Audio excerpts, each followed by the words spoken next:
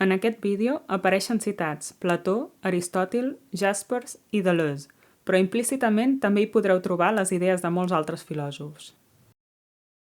Quan parlem de filosofia i ens preguntem sobre la seva naturalesa, el primer que podem veure és que no existeix una definició oficial. S'ha respost de formes molt diverses a la pregunta «Què és la filosofia?». Però cap de les respostes es considera definitiva, i és que, de fet, preguntar-nos per la filosofia i intentar respondre a aquesta pregunta és fer filosofia. Si ens hi fixem bé, això és una característica que diferencia la filosofia de qualsevol altra disciplina, perquè quan intentem definir, per exemple, què és la física, el dret o la medicina, no estem necessàriament fent física, fent dret o fent medicina.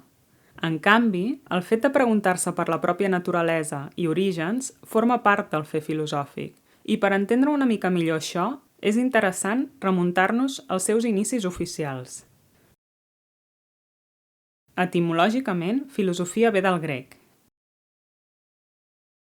i significa aproximadament amor a la saviesa. D'acord amb la tradició, la paraula filòsof la va fer servir per primer cop Pitàgores, en oposició a Sofós. Sofós és aquell que posseeix els coneixements. I en canvi el filòsof és el que estima els coneixements, el que persegueix la saviesa.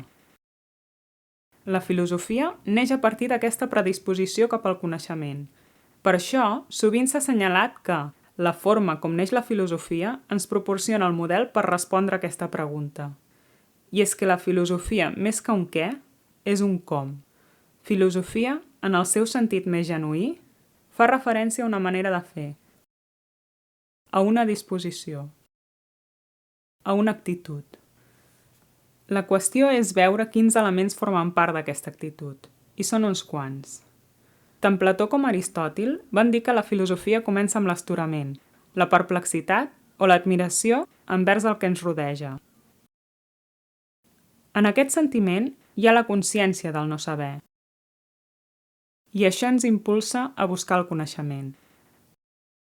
De quina manera? Precisament així, a través de la pregunta. La filosofia neix de la pregunta, de la interrogació. I aquesta és una interrogació sobre tot, que honestament pretén penetrar fins als fonaments de tot. És una interrogació absoluta, radical. I perquè sigui realment honesta, sovint és necessari posar en dubte els coneixements previs adquirits i sotmetre'ls a un examen crític. De fet, bona part del que coneixem com a filosofia occidental és precisament això. Un examen, una discussió constant sobre les grans qüestions que van plantejar els primers filòsofs grecs. Els antics grecs van encetar un itinerari de preguntes i respostes. Van iniciar un diàleg que encara perdura. Però la filosofia occidental és un camí dins de la filosofia. La filosofia, com a tal, va molt més enllà de les teories de la tradició filosòfica. Segons Jaspers, la filosofia és el principi de concentració pel qual l'ésser humà arriba a ser ell mateix en fer-se partícip de la realitat. La filosofia és, en aquest sentit, una dimensió bàsica de l'ésser humà. I la trobem a tot arreu, en els mites, en els refranys, en les conviccions. A molts grans trets, aquests serien els elements més importants que formen part de la filosofia. Ara bé, actualment aquest tipus de resposta no es considera suficient, ja que la necessitat de comprensió de la filosofia va associada a una altra pregunta. Per què serveix la filosofia? Intentarem respondre-la. Normalment, aquesta pregunta comprèn dos sentits. El primer, i el més comú, està relacionat amb la seva utilitat. I la utilitat en un sentit molt concret. La pregunta «Per què serveix la filosofia?» és equivalent a «Què en podem treure de la filosofia? Quin profit o benefici ens aporta?» Aquest tipus de pregunta espera una resposta de l'estil La filosofia serveix per fer cases, preveure el temps, calmar el mal d'estómac, etc. Doncs bé, en aquest sentit, la filosofia en si mateixa no serveix per res. I és més aviat inútil, perquè, bàsicament, la filosofia no és un instrument.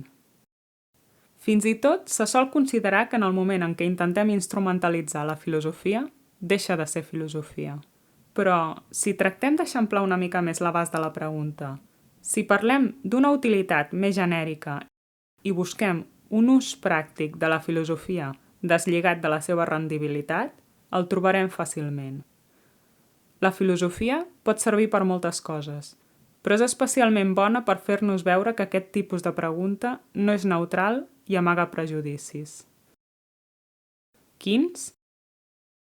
Per exemple, la necessitat de la societat de fer d'aquest tipus d'utilitat un valor suprem. O la idea que és el mercat el que decideix què és valuós i què no, què és important i què no. I precisament lligat a això podem veure l'altre sentit de la pregunta, perquè preguntar-se per què serveix la filosofia és també preguntar-se per la seva importància. Per què és important la filosofia? Abans hem comentat que la filosofia és present a tot arreu. Això significa que per molt que la intentem esquivar, la filosofia és inevitable. En aquest sentit, tothom filosofa, perquè tothom té una actitud davant la vida i la realitat que l'envolta. La qüestió és veure si se n'és conscient o no. Si a aquesta actitud hi hem arribat de forma autònoma, reflexiva i crítica, o hem acceptat el que ens ha vingut donat sense qüestionar res. En la mesura que valorem la nostra humanitat, la filosofia és important, perquè forma part de la nostra naturalesa. Però més enllà d'això, una filosofia conscient, activa, és encara més valuosa, perquè ens manté alerta, ens fa conscients de tot allò que desconeixem i ens convida a reflexionar sobre les pròpies creences. En definitiva, ens anima a pensar per nosaltres mateixos. Aquesta pot ser una tasca dura. Deleuze deia que la filosofia entristeix, perquè implica ser conscients de la baixesa del pensament, de la cara més vergonyosa del món en què vivim, però a la vegada també ens converteix en éssers lliures.